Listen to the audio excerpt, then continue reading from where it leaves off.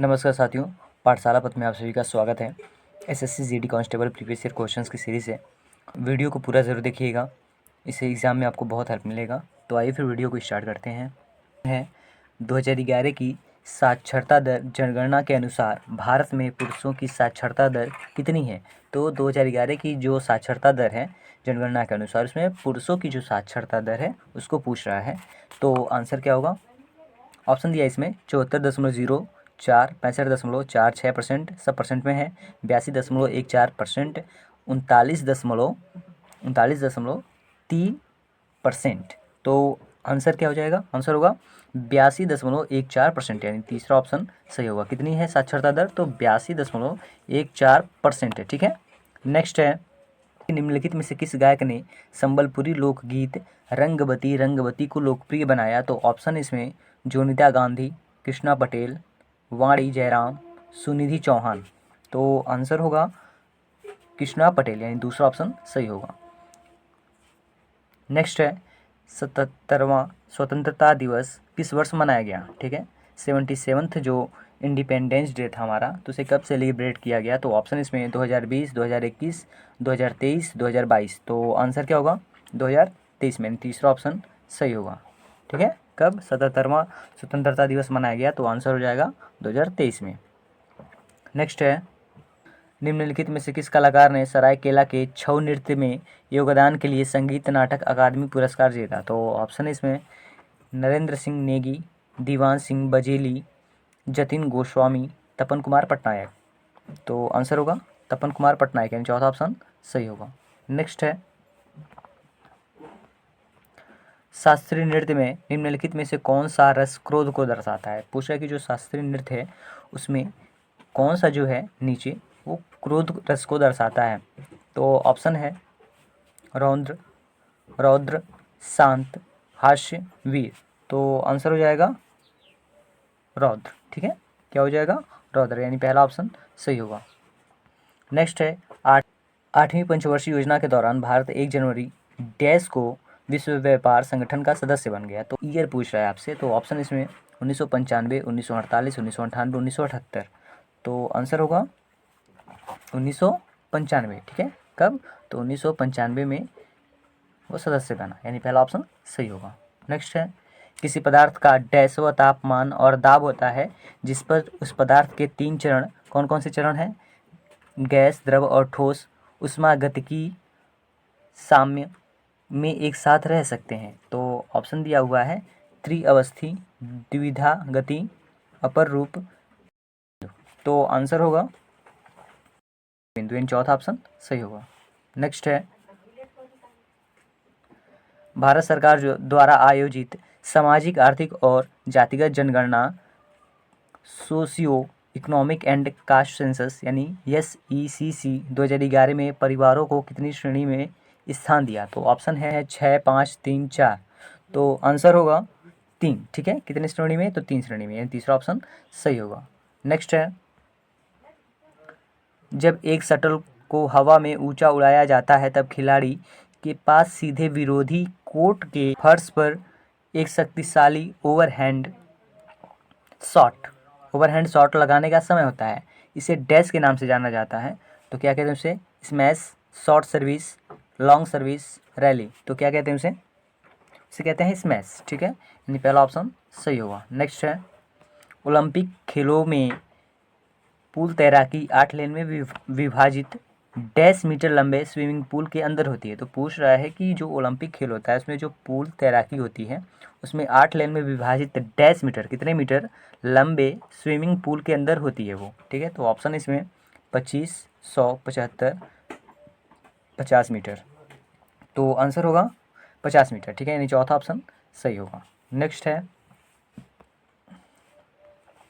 भारतीय संविधान में राज्य के नीति निर्देशक सिद्धांतों का मुख्य उद्देश्य डैश हासिल करना है। तो पूछ रहा है कि जो भारतीय संविधान, उसमें मैंने कहा था कि जो नीति निर्देशक सिद्धांत हैं उनसे क्वेश्चन आते हैं, तो वो उसी से पूछ रहा है कि इसका जो मुख्य उद्देश्य क्या है, क्या हासिल करना है। तो ऑप्शन है राजनीतिक स्थिरता, आर्थिक असमानता, सामाजिक और आर्थिक न्याय, धार्मिक सद्भाव। तो आंसर होगा सामाजिक एवं आर्थिक न्याय, यानी तीसरा ऑप्शन जो है, यानी तीसरा ऑप्शन हमारा सही होगा। क्या हासिल करना है उद्देश्य इसका, तो सामाजिक एवं आर्थिक न्याय। नेक्स्ट है हरित क्रांति से संबंधित निम्नलिखित कथनों को पढ़िए। कह रहा है कि जो हरित क्रांति है उससे नीचे स्टेटमेंट दिया है, आप उसको पढ़िए और बताइए। ठीक, तो इस स्टेटमेंट इसमें पहला, हरित क्रांति यानी ग्रीन रिवॉल्यूशन 1960 के दशक में नॉर्मन बोरलॉग द्वारा प्रारंभ किया गया एक प्रयत्न था। ठीक है। दूसरा है उन्हें विश्व में हरित क्रांति के जनक के रूप में जाना जाता है। तो स्टेटमेंट पढ़ लिए हम। ऑप्शन दिया इसमें केवल एक सही है, केवल ए सही है, केवल बी सही है, ये भी दोनों सही हैं, और न तो ए सही है न तो बी सही है। तो आंसर होगा कि दोनों सही है, यानी तीसरा ऑप्शन सही होगा, यानी ये भी सही है, पहला स्टेटमेंट भी सही है और दूसरा स्टेटमेंट भी सही है। नेक्स्ट है सितंबर 2023 में एक वर्ष के कार्यकाल के लिए प्रेस ट्रस्ट ऑफ इंडिया के निदेशक मंडल यानी press trust of India's board of director के अध्यक्ष के रूप में किसे नियुक्त किया गया या किसे चुना गया। तो ऑप्शन इसमें एम.वी. श्रेयंस कुमार, महेंद्र मोहन गुप्ता, एन.के. शांत कुमार, हमूरसजी एन कामा। तो आंसर होगा के.एन. शांत कुमार। ठीक है, एन तीसरा ऑप्शन सही होगा। नेक्स्ट है राज्य की लोक सेवाओं में न्यायपालिका को कार्यपालिका से पृथक करने के लिए राज्य एक कदम उठाएगा। इसका उल्लेख भारत के संविधान डैश के अंतर्गत किया गया है। तो पूछ रहा है कि ये जो स्टेटमेंट दिया गया है ये कहाँ लिखा गया है, किस भाग में लिखा गया है। तो ऑप्शन इसमें भाग 5, भाग 4, भाग 4A और 3। तो आंसर होगा भाग 4 में। ठीक है, दूसरा ऑप्शन हमारा सही होगा। नेक्स्ट है सितंबर 2023 में मास्टर कार्ड इंडिया के अध्यक्ष के रूप में किसे नियुक्त किया गया है। तो ऑप्शन इसमें नरेंद्र सिंह, S.A. पानसे, रजनीश कुमार, संजीव मिश्रा। तो आंसर होगा रजनीश कुमार, यानी तीसरा ऑप्शन सही होगा। नेक्स्ट है राजस्व व्यय के संबंध में निम्नलिखित कथनों को पढ़िए। ठीक है, इसके संबंध में, तो राजस्व व्यय के संबंध में तो कह रहा है पहला स्टेटमेंट इसमें कि राजस्व व्यय केंद्र सरकार की भौतिक या वित्तीय संपत्तियों के निर्माण के अलावा अन्य उद्देश्यों के लिए किया गया व्यय है। ठीक है, और नेक्स्ट इसमें यह सरकारी विभागों और विभिन्न सेवाओं के सामान्य कामकाज, सरकार द्वारा लिए गए ऋण पर ब्याज भुगतान और राज्य सरकारों और अन्य पार्टियों को दिए गए अनुदानों के लिए किए गए खर्चों से संबंधित है। हालांकि कुछ अनुदान परिसंपत्तियों के निर्माण के लिए हो सकते हैं। तो आपने स्टेटमेंट पढ़ लिया, और इसमें कह रहा है कि केवल बी सही है, दोनों सही हैं, ए भी दोनों सही हैं, और इसमें कोई सही नहीं है, केवल ए सही है। तो आंसर हो जाएगा कि जो ए बी है ना, ये दोनों गलत हैं स्टेटमेंट। ठीक है, यानी तीसरा ऑप्शन हमारा सही होगा। नेक्स्ट है समाज सुधारक राजा राम मोहन राय भारत में किस सामाजिक आर्थिक सुधार आंदोलन से संबंधित हैं। तो ये रिपीटेड क्वेश्चन है। तो ऑप्शन है आर्य समाज, स्वामी नारायण आंदोलन, ब्रह्म समाज, थियोसोफिकल सोसाइटी। आंसर हो जाएगा ब्रह्म समाज, यानी तीसरा ऑप्शन सही होगा। नेक्स्ट है धम्म शब्द एक प्राकृत शब्द है जिसका संबंध प्राचीन भारत के निम्नलिखित में से किस शासक से है। धम्म शब्द का जो संबंध है वो पूछा है। तो ऑप्शन इसमें अशोक, रुद्रदामन, राजा राज चोल प्रथम, चंद्रगुप्त द्वितीय। तो आंसर हो जाएगा अशोक। ठीक है, यानी पहला ऑप्शन सही होगा। नेक्स्ट है निम्नलिखित में से किसने राष्ट्रीय खेल 2023 में सर्वाधिक स्वर्ण पदक जीते। तो ऑप्शन है मध्य प्रदेश, हरियाणा, सर्विसेज, महाराष्ट्र। तो आंसर हो जाएगा महाराष्ट्र, यानी चौथा ऑप्शन सही होगा। नेक्स्ट है प्रधानमंत्री नरेंद्र मोदी 31 अक्टूबर 2023 को राष्ट्रीय डैश दिवस पर कर्तव्य पथ पर देश के युवाओं के लिए मेरा युवा भारत प्लेटफॉर्म लॉन्च किया।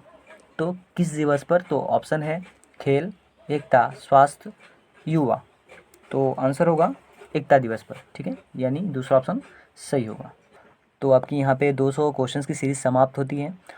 आई होप कि इसे आप देख के जाएंगे अच्छे से, तो एग्ज़ाम में आपको बहुत हेल्प मिलेगा। तो इसे अपने पसंद आया हो, यूज़फुल लगी हो, तो अपने मित्रों के पास शेयर करिए और लाइक करिए। अगर आप हमारे चैनल पर नए हैं और इसी तरह की जीके की प्रीवियस ईयर क्वेश्चंस को आप देखना चाहते हैं तो हमारे चैनल को सब्सक्राइब करें। धन्यवाद। जय हिंद।